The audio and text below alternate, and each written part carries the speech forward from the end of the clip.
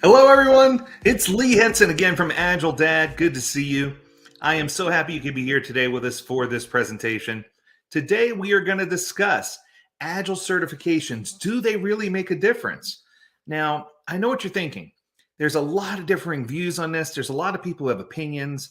I want to make sure I'm clear that this presentation is going to give you a very objective overview about Agile certifications, about some statistics, and about some different scenarios where you may be considering getting one of the many Agile certifications that are out there. So without any further ado, let's start off with a quick introduction. For those of you who have never met me before, I am the president and founder of AgileDad and one of just over 260 certified Scrum trainers in the world, though I'm not going to take that approach. I'm going to take a simplistic, humanized approach, all psychology based, all factually driven, so that way you can have your best opportunity to learn from me and to see where we can take this presentation with regard to certifications.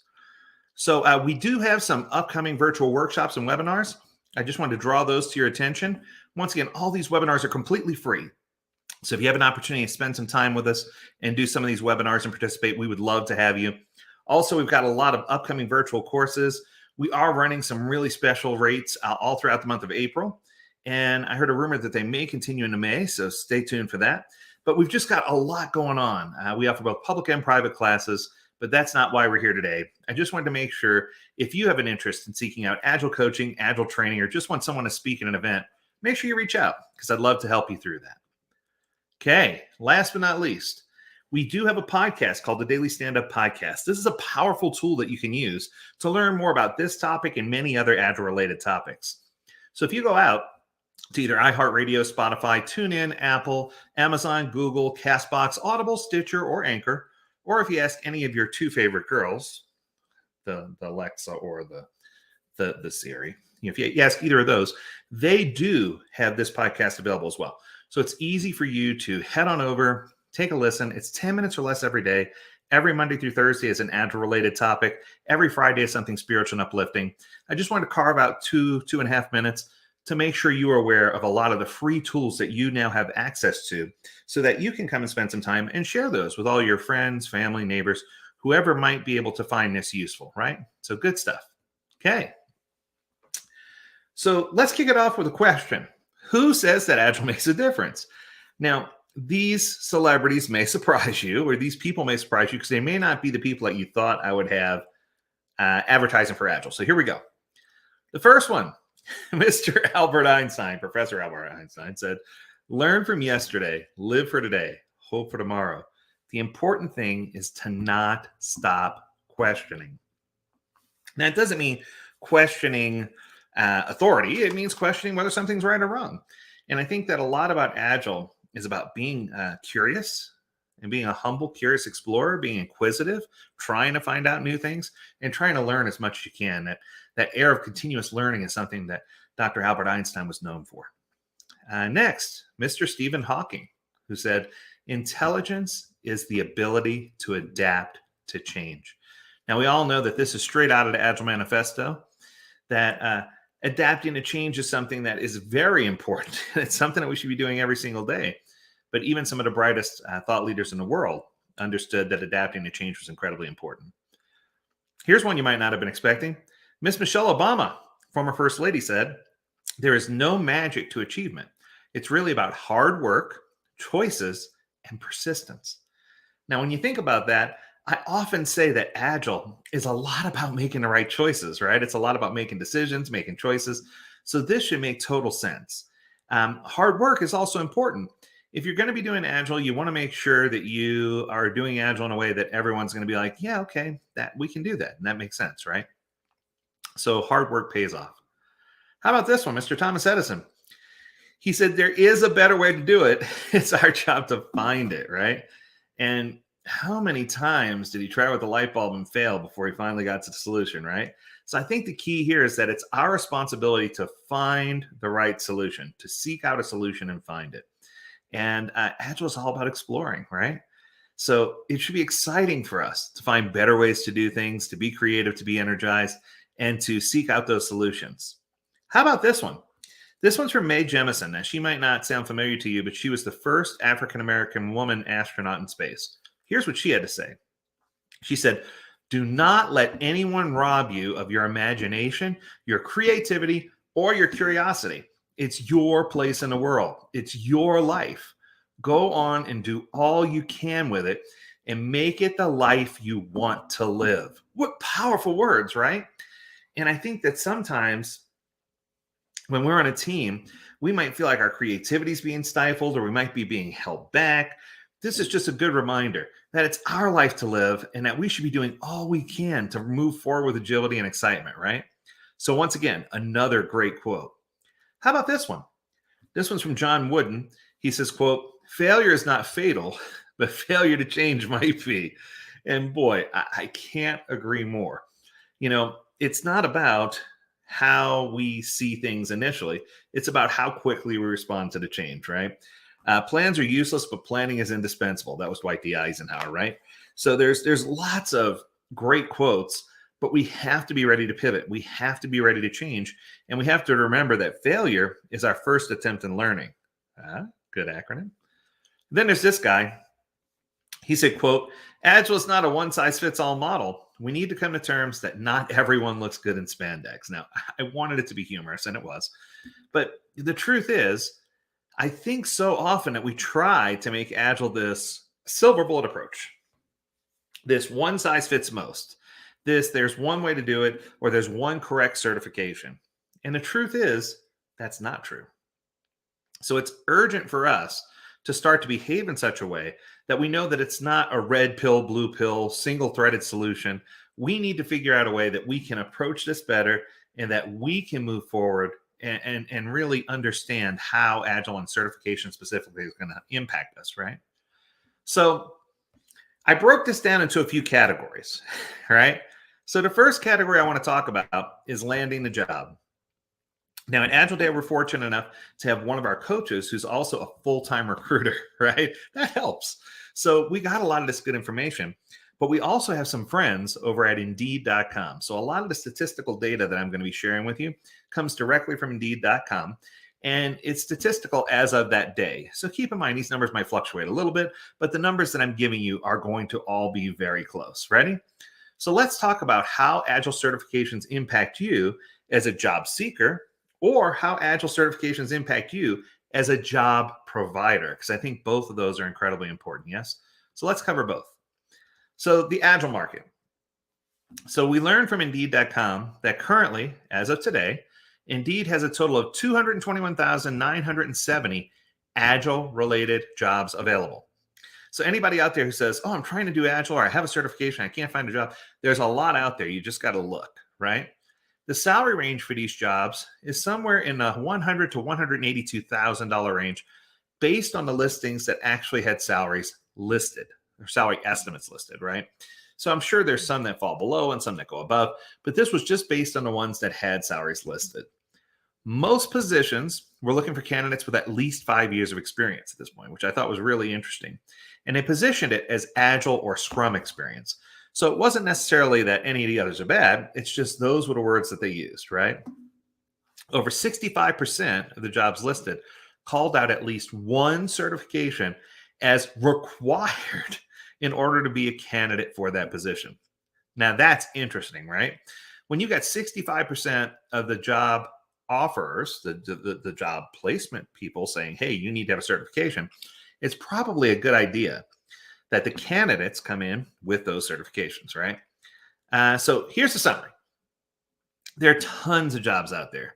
Some that are in the office, some that are remote, some that are hybrid, some you can work from home all day. There's a lot of good stuff, right? Most organizations have found that Agile is going to help guide them towards success. So that's kind of the ins and outs of what the market looks like right now, right? I want to give you some more insight, though. I want to give you some more detail. So this is the high-level overview. So I will go on record and say this is exciting. This is an exciting overview of the job market and what's happening now. So let's break it down. So here's how this breaks down. And once again, these statistics came directly from Indeed. So entry-level positions, 16,912. Not bad. Mid-level positions, which is where the majority of the positions lied, were 111,167. So that mid-tier position seemed to be the sweet spot. And then senior level positions were 54,139. So there is a handful of those available as well. A lot of places are looking for the right person. And with this being, and this is another topic we're going to discuss, with this being now a worldwide marketplace for people to showcase their skills, it's becoming a little more challenging because you're not just competing against candidates in your local area, you're competing against candidates anywhere in the world that can do the job, right? So I knew this was the part you're here for, so let's just call out the elephant in the room. The most popular certifications requested as of today. The job offerings that called out CSM or CSPO specifically, right? So Certified Scrum Master or Certified Scrum Product Owner offered by the Scrum Alliance.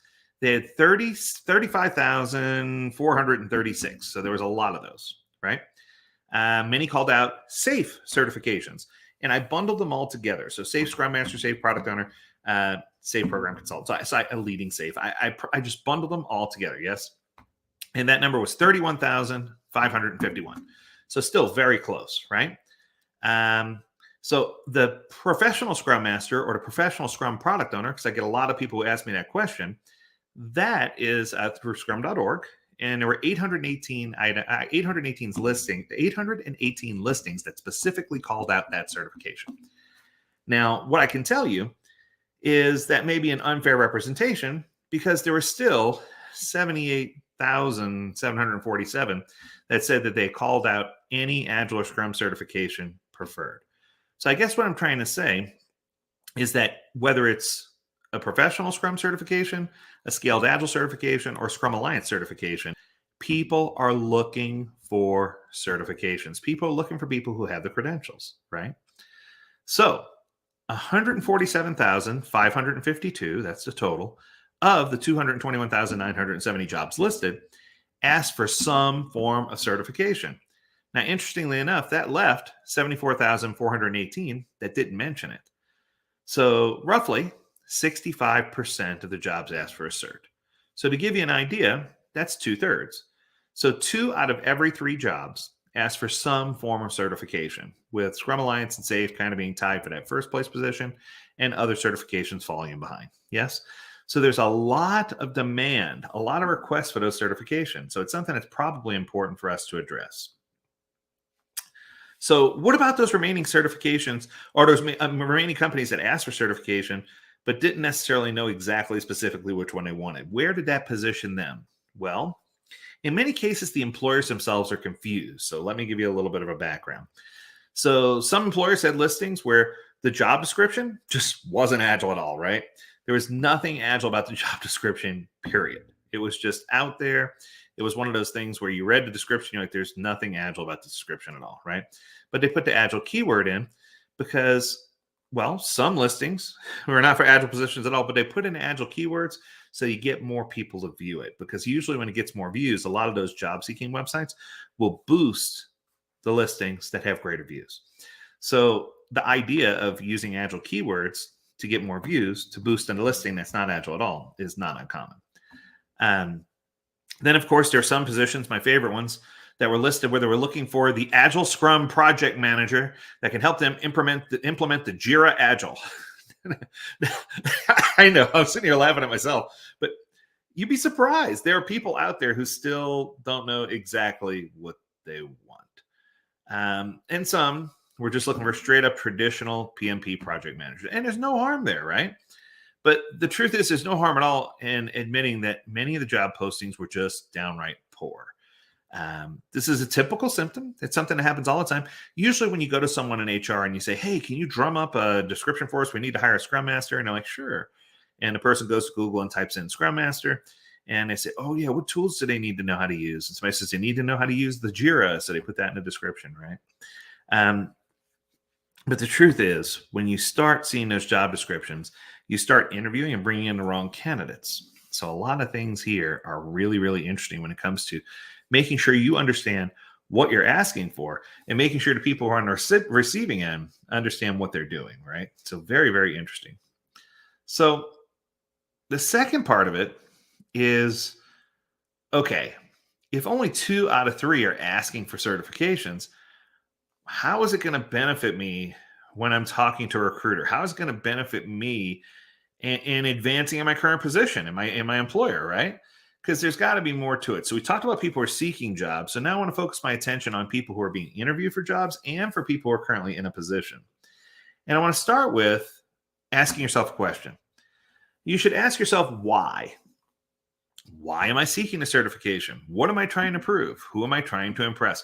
What do I plan on doing with it? Why is my company asking me to go and find this certification?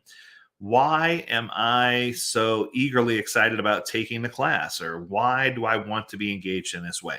So I guess what I'm trying to say is there's a lot of explanations that are necessary in order for us to make sure that we understand the why behind the what. And I think there are some advantages of having these Agile certifications. So I want to get those out of the way. There are 5 clear advantages. So these are the top 5. Number 1 is increased credibility. If you walk into an interview or if you walk into an employer and say, hey, I've got these certifications, and you have some advanced certifications and some other things going on, then yeah, they're going to treat you differently because you and your resume are going to stand out, right? Because there's just not a lot of people who have, especially the advanced credentials, right? And we get to that later. But I see people internally who receive increased compensation because they keep their certifications current. It shows that they have a willingness to learn. And it shows your ability to keep up with what employers are seeking. So instead of an employer having to find someone new to replace you who has these new credentials, it shows that you're willing to learn.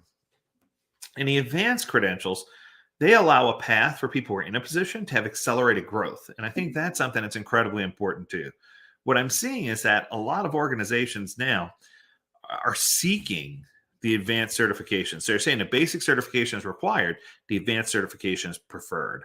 So you're starting to see this push more towards advanced certification. And I think that's incredibly important because now it gives us an opportunity to revisit and to upskill, to do the things that we need to do to advance ourselves, whether it's in this position or our next position. It just gives us an opportunity to understand how we can better prepare and present ourselves. So I have people who call me out and they say, Lee, you're a trainer. That's why you're saying this. You just want more people in your class, right? And that couldn't be further from the truth. And the example I like to use when people ask me, what good is a certification going to do me? I already know the stuff. I know the stuff inside out. Is a certification really going to matter? I often tell these individuals that a certification is exactly like a college degree. So if you have a college degree, in most cases, it shows, yes, you have a college degree. Let's check the box, right? That's about all it's good for. However, in some instances, people will use their learnings from their college degree every single day. So my degree is in psychology. I use it all the time, right? It's one of those things where sometimes employers want to see that you have a continuous willingness to learn, right? Ask anybody who's ever taken the PMP exam before, right? The Project Management Professional exam. If you've taken that exam before, I have that credential. You will understand that is proving that you did something, right? It's proving that you understood, that your capability to memorize, that your capability to think outside of the box. It shows a lot of credentials that don't necessarily show up just in a resume alone, right? Here's some truth. Employers right now are struggling to hire and retain really good people, right? They are. There's lots of people searching and there's lots of jobs out there, but the two aren't connecting, which is really interesting. The certifications, especially the advanced ones, prove that you have willingness to follow a path of continuous learning, that you're willing to keep up with whatever the latest and greatest thing is, that you're not just saying one and done, right? Organizations, in fact, and this is interesting, organizations are willing to pay for certifications in order to help keep or retain highly skilled people. So what I'm seeing is a lot of people are saying, well, I can go somewhere else and get more money, but they'll go to their employer and say, hey, can I go to this advanced Scrum class or this professional level Scrum class or Agile class?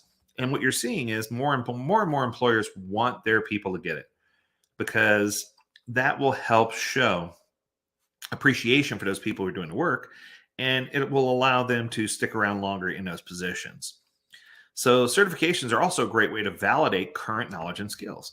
So even though certification isn't always open Q&A with a large test and arduous and all this other stuff, it shows that you're keeping up with the latest standards and that you're going back and renewing these certifications and that you're doing your professional education units or Scrum education units or personal development, right? PDUs.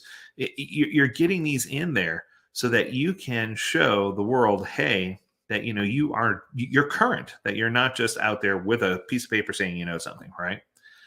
But the truth is, and this came straight from my internal recruiter, she said, quote, that the certification, a certificate that you hold, will get you in front of people. She says a lot of times people with certification get the interview. The people without certification, they don't get the interview. And they can have a ton of qualifications and skills, but if they don't have that piece of paper, sometimes that's all that makes the difference in making it happen. It's almost like having a college degree, right? Having a college degree gets you in front of someone, but proving that you understand and utilize and that you paid attention, that's the piece that's going to help you grow. Yes? So the other piece about certifications is that they allow you to measure personal growth in your career path. So you can see exactly where you are in your path by which level certification you've achieved. So a lot of people use this kind of as a personal progress moment, which I think is great, because I think that from a professional perspective, focusing on personal progress is incredibly important, right? Something that's much needed. So then comes the question that everyone here, all the controversy is, this is the one you've been waiting for. So which certification should I choose? There are so many out there. Oh my goodness.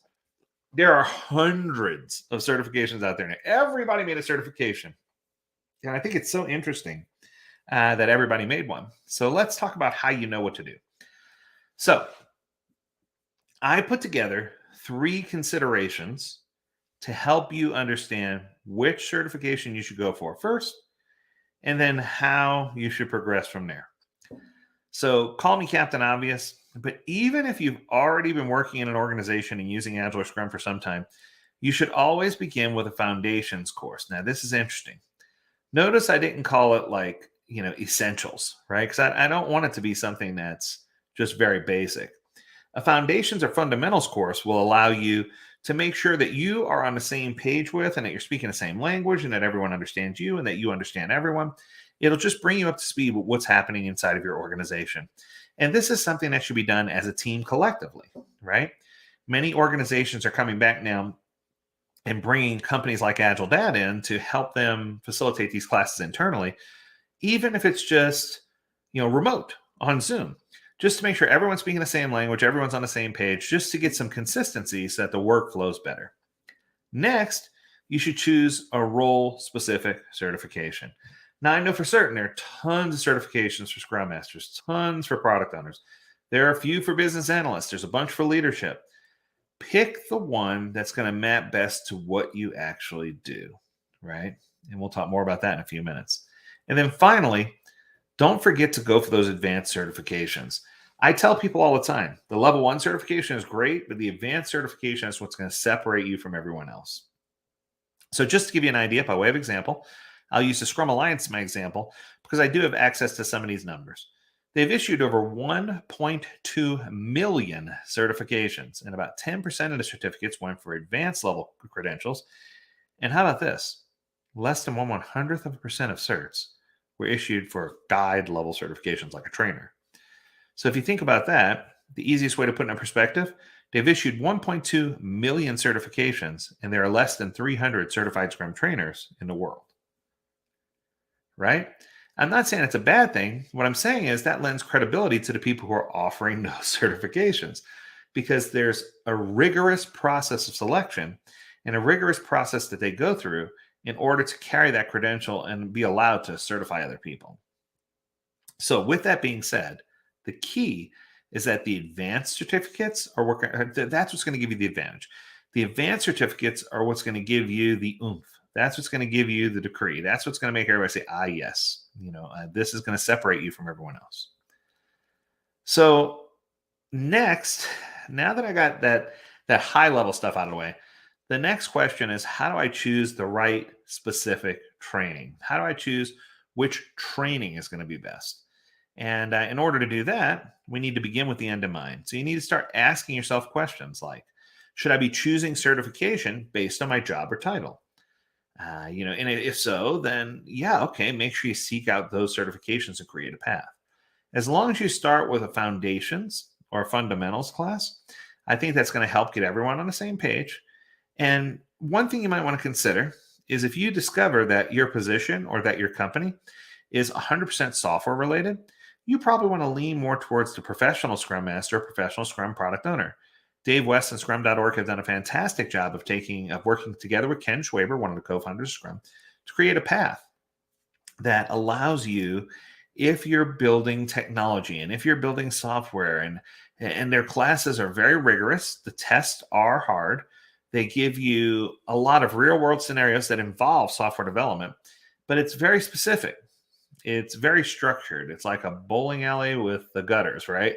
It's straight down the middle, and it's specifically designed to help people who are building complex technology related projects. And I think that's a fair assessment. If you find that your organization is building products or services that fall outside of software development, or if they have components of software development, but you're building some type of product or service, then perhaps the Scrum Alliance model might be best for you.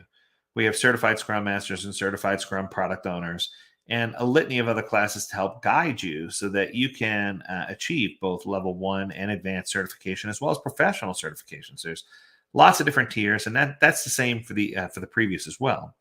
So you need to make sure that you understand where you're trying to go when you do this. Next, once you've gained experience in your organization, you're feeling real good about what's going on, you've established all the foundational Agile, things are clicking along. Now you can consider going with a scale path. And there are plenty of scale paths. There's Less, there's Scrum at Scale, there's Nexus, there's Safe, there's a ton. My recommendation is, and once again, it's just a preference, but I feel like the Safe path is a smart path if you've already gotten your second or third level certifications, because then you can learn how things scale. You can learn how to take all these newfound things that you learn, and you can learn how to scale them up or scale them back. You can learn the importance of WIP limits and application of WIP limits. You can learn about how things are applied and how your business can scale and grow. And I think that it's incredibly important to recognize that the Scaled Agile Framework has done a great job. Dean Leffingwell and Scaled Agile Framework has done a great job of laying down those foundational principles and getting things moving so that it's easy to see in a single picture diagram what should be happening, but don't let the picture fool you. It's actually hard to implement. And my recommendation or advice for Safe is you want to make sure you have some foundational things first before you just dive straight in and go to Safe. Yes? Okay. If you find that you're doing a lot of work with government entities, if you spend a lot of time on the East Coast on the Beltway, if you're spending a lot of time with the military, the Department of Defense, or Health and Human Services, whoever it might be, if you're just doing a lot of work with the government, whether it's in the United States, Canada, etc., you probably want to focus your attention on getting that project management professional certification. And it's just because the PMP credential is not just one of the hardest to get, but it shows that you have skills and techniques and that you've learned things that other typical Agilists would not know. Now, there is an accompanying certification called PMI ACP that's also issued by Project Management Institute. I hate to say it, but I'd almost pass on that one. And it's not because it's not a good certification. It's just there are not many people looking for it. So I don't know that you maximize the value that you would get out of it. There is also the Disciplined Agile certification. Once again, Scott Ambler and company did a great job with that certification, but I feel like it's just not in high demand at this point. And it doesn't mean that there's not bits and pieces and flavors that are good. It just means that these 3 or 4 that I'm calling out here are the golden award winners, if you will. Those are the ones that people will ask for. Those are the ones that people will look for. Those are the ones that you'll see listed in job listings. So keep that in mind that this is probably the direction that you want to go if you're going to go with certification. But you should always, always, always begin with the end in mind and figure out where you want to be. With the key to focus on advanced credentials as soon as you qualify so that you can learn new techniques and stay current in your Agile journey, right? That's important.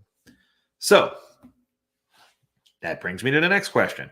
How do you choose the right training organization? Now, many of you think right away, I'm just going to say, oh, choose AgileDad, no problem. I could say that, but I'm not. Instead, I want to give you something interesting. I want to give you a toolkit that's going to help you choose the right organization, right? So here it is. So right out of the gate, this is not an easy decision because you're going to invest a lot of money in your people through training and through coaching and through certification. So this is not an easy decision for most companies to make, but it is the most important decision that they make. How you acquire and how you retain agile knowledge is strongly based on which organization and which instructor you select. So you should pay very close attention to the provider and to their credentials, because the truth is there are a lot of companies out there that are offering less expensive knockoff credentials that are not even recognized in the community. They have the CMS, they have the what was the other one? They have a ton of them. They have a PMS. That's an unfortunate one. But the point is, they've got so many of these that are offered by universities and by other places and by these fly-by-night organizations. So you need to know that there are knockoffs. And usually you can tell with the less expensive thing. If you're looking at a certification and the price says it's $400 and it comes with a free set of Ginsu knives, it's probably not the right certification. Just throwing it out there, right? Because high quality comes from high quality training providers, and those aren't usually the ones that are out there just giving away certification, right? So, part 2 about choosing the right company. Here is what can help you choose wisely. Now, this is incredibly important. If you don't take anything else away from this presentation, focus on this. Look for companies that have public reviews on LinkedIn, Google, Facebook, Trustpilot. You want to find companies that have multiple reviews out there that are public, that are unalterable, so that you can see what other people think of their training that they provide. You also probably want to ask for references. A good trainer is not going to be afraid. A good training company is not going to be afraid to give you a list of references of other places where they've trained, and not just a list on the bottom of the screen. We've trained these companies. They should be able to give you a contact for someone that you can speak to about their experience. Okay. Next, you should always ask about their guarantee and their test pass percentage. Some companies have a guarantee. For example, AgileDad guarantees that you're gonna appreciate the course, that you're gonna learn something, that you're gonna enjoy it, and that it is going to resonate with you and be applicable to your job. And if not, we will give you your money back. Period. End of story. Now, I'm knocking on wood. I've never given a refund yet, but I can tell you that when people take my class, they always say it's different, right? And that's okay. Any of our certification classes, we tend to do a really good job of engaging and figuring out what people need to hear. Also, test pass percentages. Now, many people are not supposed to, according to the testing centers, talk about what their test pass percentage is. But for example, in my level 1 certified Scrum Master class, I have 100% pass representation, right? And I have, a lot of people who, pass the test very quickly. And I think part of it is not just having a high quality class, but it's giving the people the tools that they need to prepare so that they're ready for taking a test. So ask those questions, because I think it's important for you to learn more about not only who's offering the certification, but what it includes, right? And of course, you want to look for companies that have worked with organizations like yours. So if you're in the airline industry, you probably want to look for someone who's worked with Delta or Southwest or whatever company it might be. If you're someone who is in, the Department of Defense, you might want to find someone who's worked with the Air Force directly, or Lockheed Martin, or Northrop Grumman, or whoever it might be, right? There are a lot of really good organizations out there. You just need to find who has done work with people who are similar to you, so that you can choose things and teams or organizations that are going to use relevant examples that are going to fit and mesh well with what your company provides. Finally, you want to be consistent with whatever company you choose. So once you choose a company, as long as they're doing a good job, make sure you continue to invite their coaches and trainers into your organization. That way you're not trying to pivot or adjust, or this one said this and this one said that. This way you have a clear record of everything that was said, and you're working towards a common goal, a common thread. So that way everyone has consistent viewpoints and everyone has consistent certification teachings. So once again, in order to help get everyone on the same page, I'm strongly promoting Agile Foundations as an example, right? So there's lots of good stuff. Okay. Next part, selecting the right trainer. No, I'm not going to sit here and just do this, right? There are some things you should do to select the right trainer. And I want to give you this factual information that's going to help you choose. So this is probably the most objective I can be. So here we go.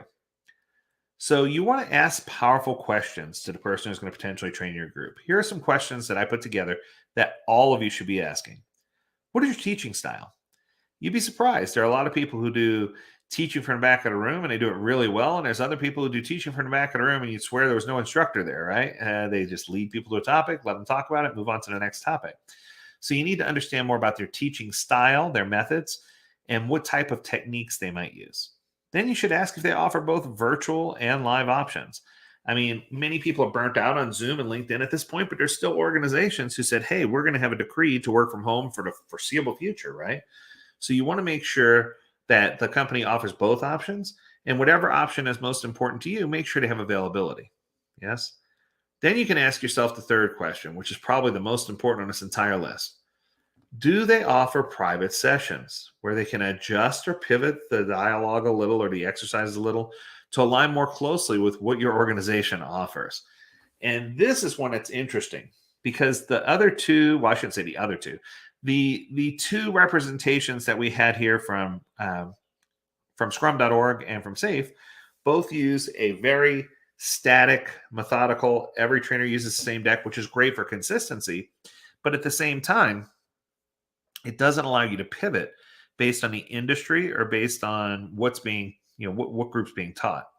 So this is the reason why a lot of people lean towards Scrum Alliance certifications, for example, because the instructor is given a set of learning objectives, but then outside of that, they can pivot and adjust and manipulate material so that it fits best to the organizational needs of the people who are asking for the training. So it is important to make sure that you ask those questions. Hey, if we do this private, I realize it's going to cost a few dollars more, but can we adjust and align some of the exercises that talks about things that we do? And organizations should have no problem, trainers should have no problem doing that. Okay, here's another one that's interesting. How far out is that training organization booked? If you talk to someone and they say, yeah, we can get you in next week, that's usually a red flag, right? Now, most highly skilled trainers, I can tell you right now, my May is full, my June is almost full. I'm working on July at this point, right? And I have a spot opening here or there. But the point I'm trying to make is if you have someone that's really, really good, they should have consistent offerings, not just public offerings, because companies will reach out to them to do those private offerings. So if you see that a trainer is booked out a little bit, if you're in a rush, you can always ask for a recommendation from that trainer of an alternate trainer that they would recommend since you need it sooner. Or if you see that they're booked out like that, that's usually a good sign that that trainer is under high demand, and it may be a good opportunity for you to have that trainer train your organization, right? So that is important. Next, do you have any class material online? Or do they have any online course exercises that you can review? Are they using Mural or Miro? What tools are they using? Do they use Zoom or Teams? These are all things that you should find out. And if we do it in a classroom, what's it going to be like? Have they reorganized their exercises in such a way that they can do them in a hybrid model or an all-in-person model? These are all questions that you should be asking, right? Because the truth is, in this digital age, there's so many people offering these courses that it's hard to know that you're going to get exactly what you are looking for, right? So I think it's important that we know exactly what information is going to be taught and how the information is prepared and what might be presented are some different techniques. Ask for video examples too. It doesn't hurt. Many trainers may or may not have those, but the more you ask for, the more confidence you can have that you found the right trainer for your group. So here's the last piece specifically about the instructor. So here we go. Ask the instructor, how long have you been a trainer? How many years of experience do you have? How many certifications have you issued at each level? Are you also a coach and a trainer? Or are you just a trainer? Do you have any personal public recommendations that we can review or look at? And I think that having the right trainer makes an incredible difference, right? Because then they're able to offer real world examples, things that are relevant to your industry. They're able to apply certain situational things that other trainers might not be able to do. So these are the things that bring the class to life and make it really, really memorable. Yes. So that's where you want to be, and that's where you want to focus. You want this to be a very memorable time for students. So the key takeaway is that the certification needs need to make sense and that you need to align to those certification needs, right? So I do have a few final thoughts. So let me get these out here. It's important for us to know, in addition to what to look for, what we should be avoiding. So I put together a list of the top 5 warning signs. Now, these warning signs are pretty intense. I'm telling you ahead of time. So parental discretion is advised, I suppose. Here we go. Number 1, steer clear of organizations and trainers that do not have at least 100 public recommendations. If they don't have 100 individual people who will claim or vouch for them saying that they're doing something spectacular, run away, steer clear, right? And that sounds harsh because what about new companies? Well, I'm not saying new companies shouldn't be doing training, but what I am saying is that the companies that have hundreds of positive reviews, you got to realize it's very easy for people to publish a negative review, but oftentimes people don't take the time to publish positive reviews. So if you find someone that's got at least 100, the odds of that class being good are really good. Okay. Number 2, do not engage with organizations that do not guarantee course satisfaction. There, I said it. I've seen so many people who come to my course after taking somebody else's course and said, we took the other course and it was just horrible. We played games the whole time, but we didn't learn anything. So they come to my course and they take away a lot of learning opportunities, and they're a lot more satisfied than they were before. But it's just disappointing, right? So if they're not offering course guarantee, or guarantee course satisfaction, run away again. Yes. Here's the third one. Run away from organizations that don't clearly display the name of the issuing certification body and the instructor. I want to know this is a Scrum Alliance, CSM, and that Lee Henson is the instructor, right? I wanted to label out who the instructor is with a bio. I wanted to label out who the certification is through. You would be surprised how many training organizations out there are sketchy, and they list classes without trainers. They list classes at a really low price and then try to pigeonhole you into a different class, maybe with a lower end certification. I've just seen some really, really terrible things. And that leads me to number 4. You should always avoid the low price leader. If it's too good to be true, it's probably not the real certification. So pay attention to the cost, pay attention to who's offering it, which certification body is it. And there's no reason why you can't, swim ahead and say, yeah, once I have this information, we're good to go, right? And finally, number 5, reverse course immediately if there is no clearly displayed email and telephone number where you can talk to a live person. So the email, I want somebody to reply, and I don't want it to be the team at or the group at. I want you to have an individual reply from someone who you can reach out to at their email address if you have a question. Same is true at phone. If the company that's offering the training has a phone number listed there, call. If you get a voicemail, that's okay. Does an individual call you back? Right? Or does an individual answer the phone and talk to you? I think that's important. I guess the reason I'm emphasizing this is because I've seen a few people who've come to my class really upset because they actually paid for a class through a training provider, showed up for the day of class, and no one was there. It sounds crazy, but it's just one of these things where they took the money and ran. So I'm not trying to scare you, but it's important you pay attention to these 5 things and understand what to avoid. Because I think that if you get past that, then the rest is going to be good. So key takeaways. Here are the keys. Number 1, if you have a good Agile certification, they should do the following 5 things. So here are your 5 keys. Number 1, Agile certification should help you learn to process information quickly and without bias. 2, Agile certification should prepare you to be a better decision maker at work and at home. The skills that you learn should be applicable to both. 3, Agile certification should sharpen your ability to listen to symptoms, triage what's going on, diagnose issues, and then make good decisions about who needs to correct or solve the problem.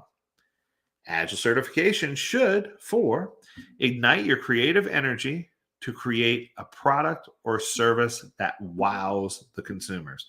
We should be focused on outcome, not output.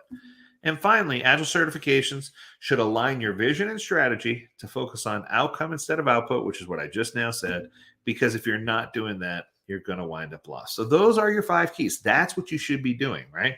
You should be aligned and ready to go, ready to rock and roll. And if your certifications aren't giving you that, there's a lot of certifications out there that follow the bare minimum. They follow just the simple learning objectives, but they're not providing you with this powerful information. So I would seek out certifications and instructors that provide this powerful information. Okay. So in closing, I know there's a lot of things you could have been doing for this hour, so I just want to take a moment to thank you.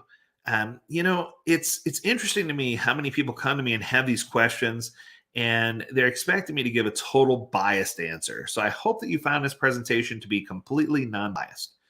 I gave everyone some love. I gave everyone some crap. And that's the way it should be.